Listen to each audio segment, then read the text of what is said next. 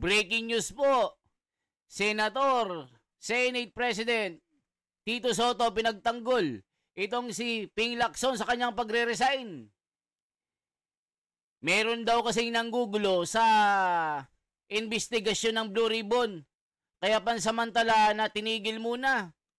Ayon kay Tito Soto, maayos naman daw ang patakbo ni Ping Lacson. Yun nga lang, ginugulo.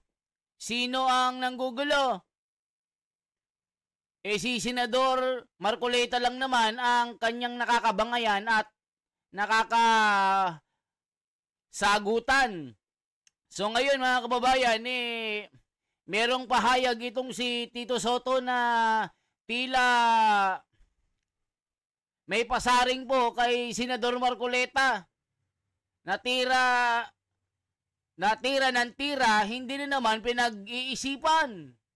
So mga kababayan, pakinggan po natin. Tila, nagbubuhat na naman ng bangko ang dalawang school bukol. Tila ginagawang tanga na naman ang mga tao. Ano ba yan, SP?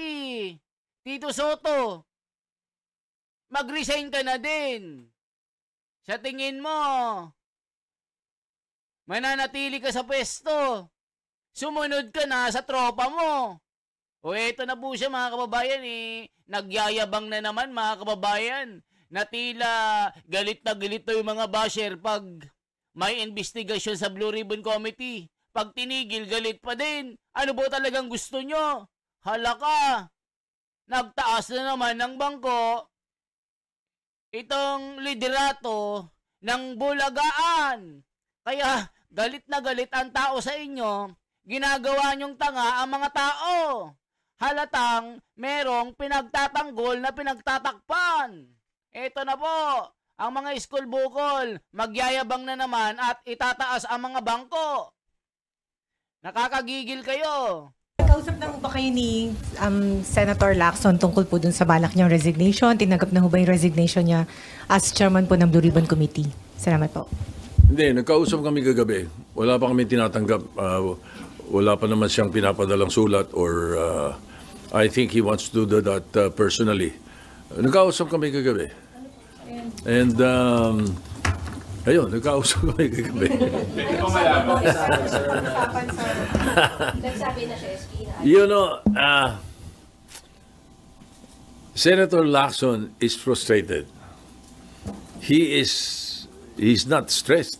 Sanay sa stress yun Yeah, pero ang nakikita niya, frustrated because nag-hearing siya, may umaangal. Bakit nag-hearing? Pag hindi siya nag-hearing, may umaangal. Ba't hindi nag-hearing? Ano ba talaga?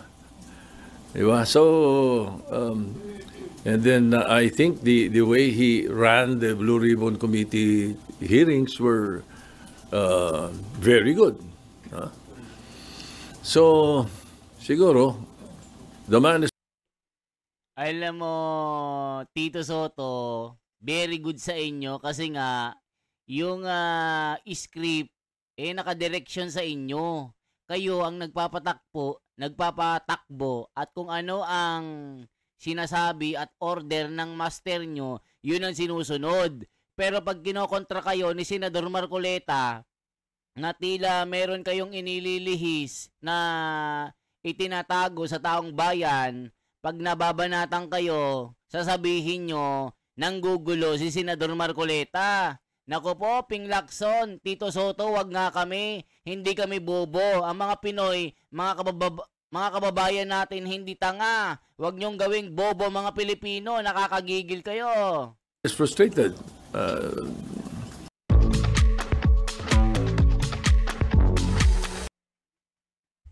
Di ba mga kababayan? Anong masasabi nyo dito? Di ba? Gumagawa na naman sila ng kalokohan. Tapos tatawa-tawa pa sila. Anong masasabi nyo dito? Tatawa-tawa pa na frustrated. Di ba? Hindi naman daw stress. Bakit nag-resign kung hindi stress? Wag nga kami. Tito Soto, wag nga kami. Wag mo nga gawing bobo ang mga Pilipino. Sinasabi ko na, nagmamasid kami sa inyo. Nagmamasid kami kasi alam namin meron kayong tinatago, bistado kayo. I will support whatever decision he makes. And I will accept whatever decision he makes. And he has my 100% support, whatever it is. SP, yung pong decision niya po ba ay final na o pwede pa po siyang mapahinuhod ng majority at ninyo na magstay put as chairman po ng Blue Ribbon Committee? I think that question is best asked of him. I cannot answer for him. Pero sir, anong sense ng majority? We can only hope for the best. Opo, pero sir, ano po ang sentiment, sir, ng majority bloc? Sabi niyo po you're in touch with them. Ano po ang sinabi nila? Gusto ho ba nilang manatili si Senator Lacson o gusto nilang mapalitan? Karamihan, hindi naman ko komentaryo iba pa, pero yung karamihan ay sinasabing nila na baka pwede pa makausap si Senator Lacson. Para po? To stay. Kasama ba yung sinapag-usapan niya? Sinabi niyo po ba sa kanya to reconsider his decision? Hindi, because I was checking on our WhatsApp group after Senator Lacson and I talked already. It was late in the evening last night. Sir, Sir, meron po kasi mga nagko-comment na kaya raw po aalis si Senator Ping is para hindi na ma-unstabilize yung pong, ma-destabilize yung pong Senate leadership na meron daw pong namumuong coup, parang siya na lang daw yung sacrifice dahil maraming hindi masaya daw dun sa pagpapatakbo niya ng Blue Ribbon. Everybody's entitled to his own opinion, so whatever they say, it's up to them if that's their opinion. But as far as I'm concerned, and my opinion is, the Senate is stable, both majority and minority. I am very sure that the Senate is stable, and we will make sure, under my leadership, we will make sure that everything will be transparent, everything will be accountable. So, what do you think about rumors na merong attempt to unseat you and install a new leadership? Hindi ko alam kung saan nanggagaling alam mo naman dito sa Senado, pagka nanggagaling sa social media yung kwento, hindi ka, madaling kumalat dahil social media, pero I don't see it coming from anywhere. In fact, the other day, nagkausap kami ni Senator Alan at nababanggit na rin yan Sabi niya nga, siya mismo nagsabi sa akin, wala naman akong kinakausap kahit sino sabi rin niya. And you believe him, sir? And you believe him, sir? And you believe him, sir? Yeah, I believe him. Sir, yung pong napag-usapan ninyo sa majority regarding dun sa leadership po, nag-loyalty check ba kayo or sila mismo kinausap kayo after hearing the story na sa inyo pa rin yung suporta po nila? Nagkakausap-usap naman kami. Pagka mayroong mga lumilitaw na ganyan, I get messages from some of them saying na, ano ba yan, we should listen to that, mga ganun-ganun. Yeah, no need for a loyalty check. How confident are you, SP, that the majority still... How confident are you, SP, that the majority bloc still supports your Senate presidency? I'm quite confident. But as usual, any senator who is elected into the leadership only serve at the pleasure of your colleagues, of your peers. So we always leave it at that. But as far as I'm concerned, and as far as I know now, I'm quite confident that we are stable and the leadership of the Senate is well in place. Mga kababayan, na ano nyo ba na the leadership of the Senate daw is in place? Okay daw ang patakbo ng Senate President. Kayo lang naman kasi ang problema dyan.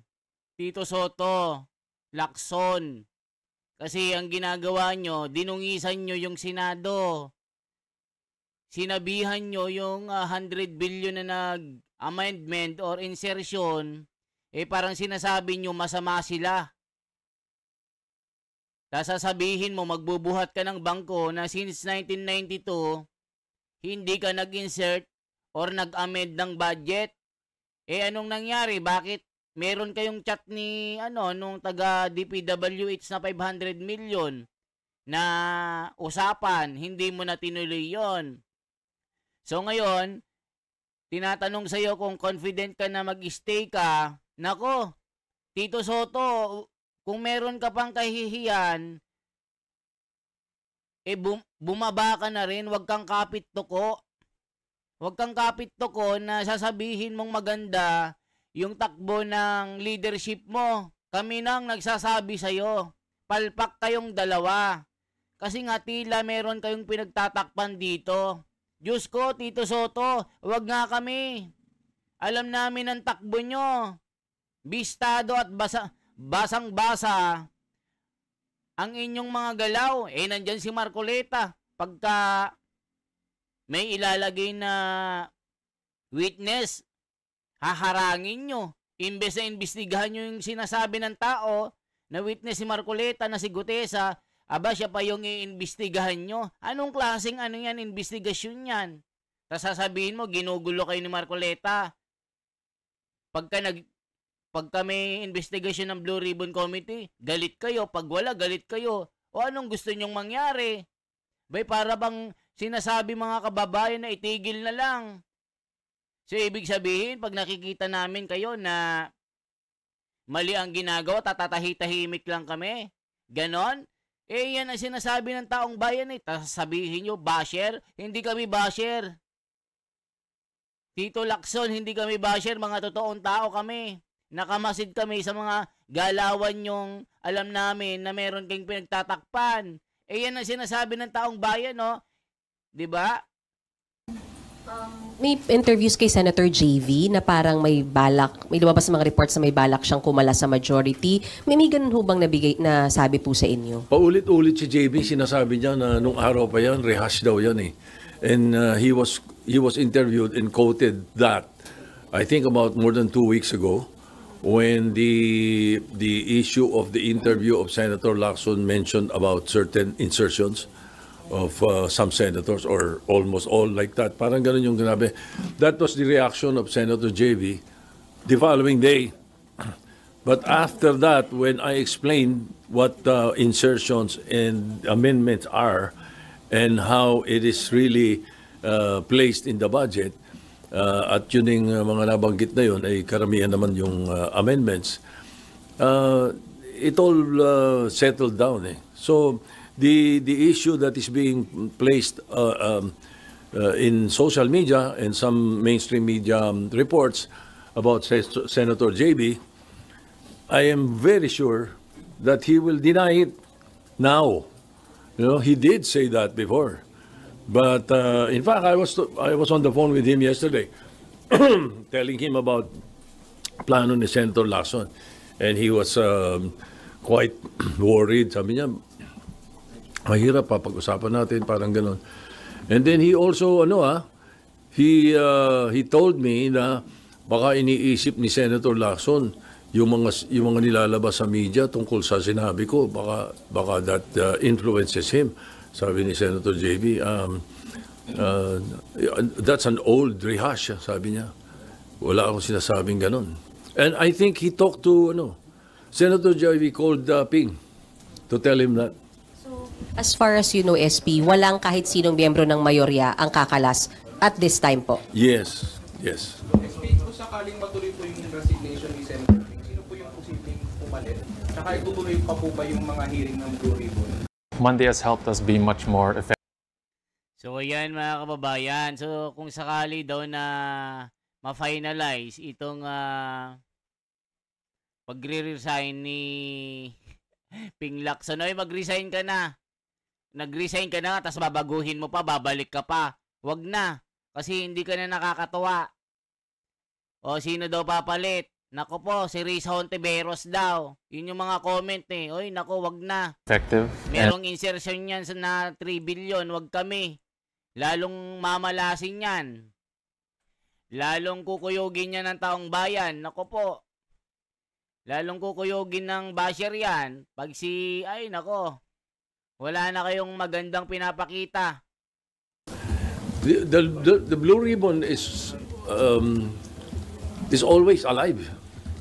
as far as the Senate is concerned. Kaya siya lang ang pwedeng mag-motu proprio hearing without a resolution, without a privilege speech, without any bill referred to it. Motu proprio by the chairman. Kaya laging buhay ang Blue Ribbon. Hindi mawawala yan. Hindi nawawala yan. Maaaring na-postpone kumisan, suspend, but it is always ongoing. Now, ang tanong, ba't nyo pinopostpone? Anong ibig sabihin yan? Ang tanong ang sabi po ni Rowena Guanzon, kaya nyo pinospone meron kayong ginagawang plano Baka daw patakasin nyo na yung mga culprit dyan. At merong ginagawa sa Ilocos Norte na 24/7 na construction sa mga flood control na ghost project. Halaka, mga kababayan. Yan yung mga sinasabi ng mga komento. If indeed Senator Lacson resigns, his candidate would be a very good, it would be something to consider. But, mga kababayan, tila nagbubuhat na naman ng bangko. Very good considered na aplikante. Ano yun? Hindi nga kayo makapagpakita ng neutral, puro kayo bias. Pag senador ang pinag-uusapan, ang bibilis nyo. Pero pag tinutukoy yung mga amo nyo, pinipigil nyo, ang bilis nyo. Diyos ko po, Lord. But we will leave it up to the members of the majority. We'll talk about it first. We'll cross the bridge when we get there. Pero sir, yung flood control investigation, ipagpapatuloy pa rin po ba? Siyempre, kung ano yung mga dapat maipadala na namin. Meron kami mga nakakuha na marami ng informasyon na nakuha Ang importante dito, ipadala ito sa ICI and the DOJ. So that Kaso naman yung ICI nyo, Ping Lacson, kakaduda. Bakit naka-private siya? Tila meron na namang whitewash yung nangyayari. Hindi ka panipaniwala yung ginagawa ng ICI nyo. Meron ng DOJ, meron ng tatlo na kayo dyan. Imposible hindi nyo makuha at mahuli yung mga culprit. Diyos ko, nakakahiya kayo dyan. They continue with it can aid them in their the performance of their mandates. Laking tulong yun, palagay ko sa kanila. SP, kayo po ba personally, meron po kayo... Sir, nasa harap na ako. SP, kayo po personally, meron kayong pick for the Blue Ribbon Chair? For the meron po kayong gustong choice ninyo for Blue Ribbon Chairman?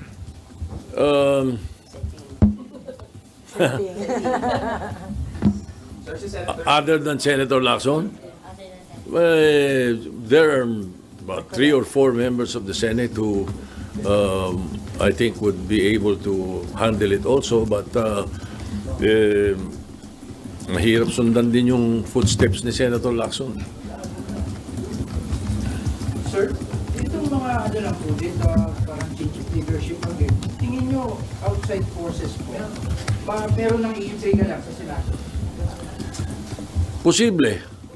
Malamang may mga nag-iintriga lang sa Senado. Sige, sapagkat pagkausap ko naman yung leadership ng minority, wala naman kaming hindi pinagkakaunawaan Ano sir, political group? I'm sure.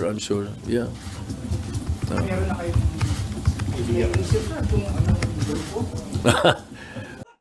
Mga kababayan, halata pagka media, kakampi nila Pero pag kay Senador Marcoleta, puro banat Tignan nyo mga kababayan. Ay, nako po. Napapansin nyo po mga kababayan, hawak nila ang mainstream media. Kaya nga binabakbakan si Marcoleta palagi. Puro paninira ang ginagawa nila. Pero pagka sa debate naman, binabakbakan kayo ni Marcoleta, nasisigawan na kayo. Sasabihin nyo, the one who is louder in the room is the weakest. Ano yun? Pag nababakbakan kayo, sasabihin nyo, di ba? Sasabihin pang mayabang si Marcoleta. Porque hindi nakasagot ng recitation, nag-iiyak na sa social media. O, di ba mga kababayan? O, anong masasabi nyo dito? Mag-comment po kayo. Comment nyo po mga kababayan kung ano masasabi ng mga ito. Diba? Salamat po na marami. Yan po ang ating komento, reaction. Once again, ako si The Wonders Philippines. Mabuhay po.